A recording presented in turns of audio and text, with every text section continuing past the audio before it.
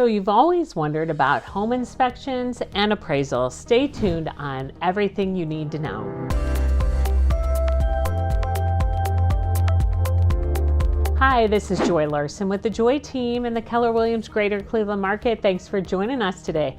Today we're talking all about inspections and appraisals and what all you need to know with them. So first off, I just want to say that there's a lot of moving parts in a real estate transaction, and that's where if you need any help, text me and my team and we'll be more than happy to answer any questions that you have and any comments too. Would love to hear from you.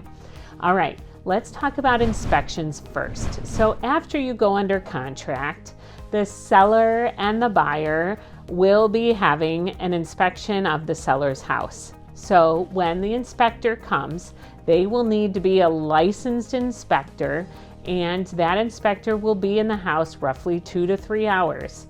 Now, during that time, they're going to look at the underbelly of the house to make sure that everything is health and safety good to go.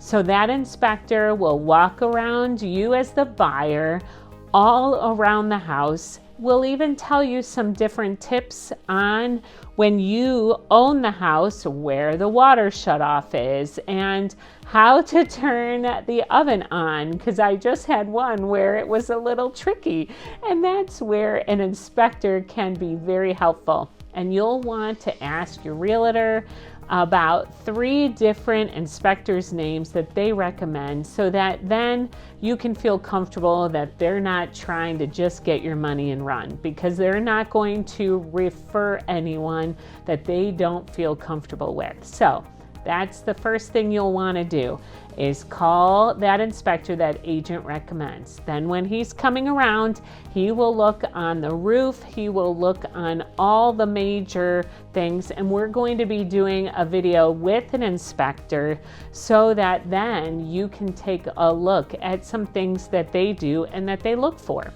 All right, so he's going to send you a report as a buyer. And once you get that report, you're going to look through, and there might be some things highlighted that says fire and safety code. Anything health and safety related, you can ask the sellers to fix. Now, you as a seller can decide, hey, you know what? I was in multiple offers. I'm not going to fix anything.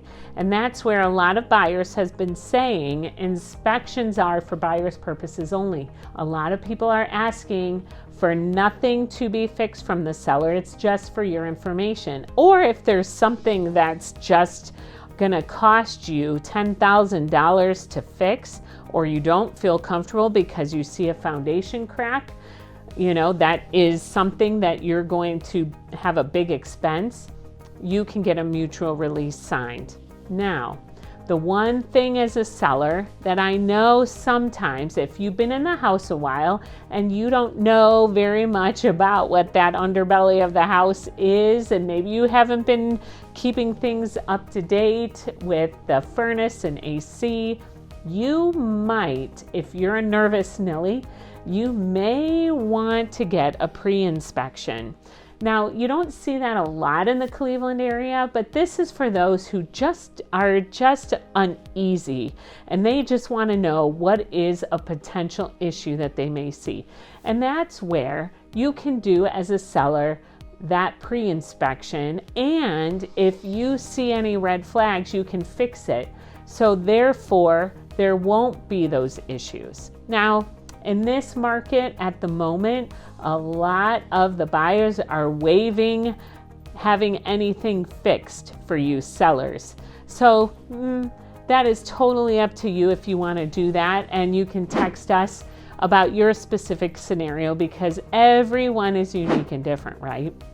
Okay, so when you have these issues, if there's an electrical panel issue, you can ask to have that electric panel issue fixed, that specific issue, like double taps. I always hear about that on inspections, as well as GFCIs. So there's common things that we always see, and that's something a seller can easily get fixed.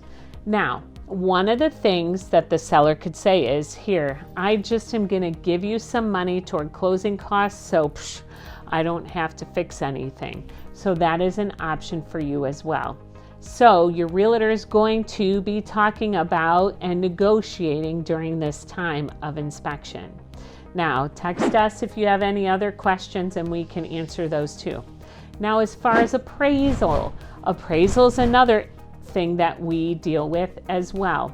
So in this market, things are going super high that sometimes there are no comparables to compare to, and therefore the appraisal comes low.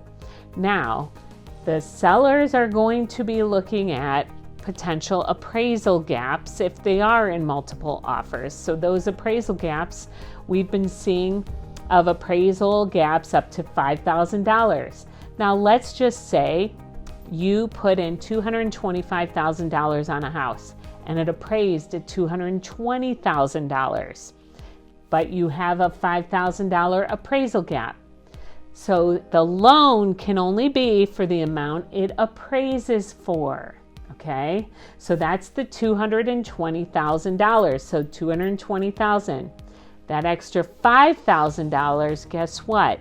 You have to bring an extra $5,000 to the table because the lender will not lend you that, okay? So you have to cover that gap because you had the appraisal gap.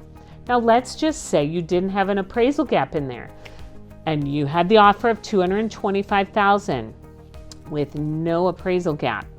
That's when the agents have a little talk and they talk to their clients, the buyer and the seller, depending. And sometimes they meet in the middle. Sometimes they said, you know what? We had multiple offers, and if you want this house, you need to come to the table with money. Or how about you pay $2,000 and I'll come down $3,000 to cover that gap. So that is something that we do as well. So if you have any questions, feel free to text us, and we are here to help, and we'll see you next time.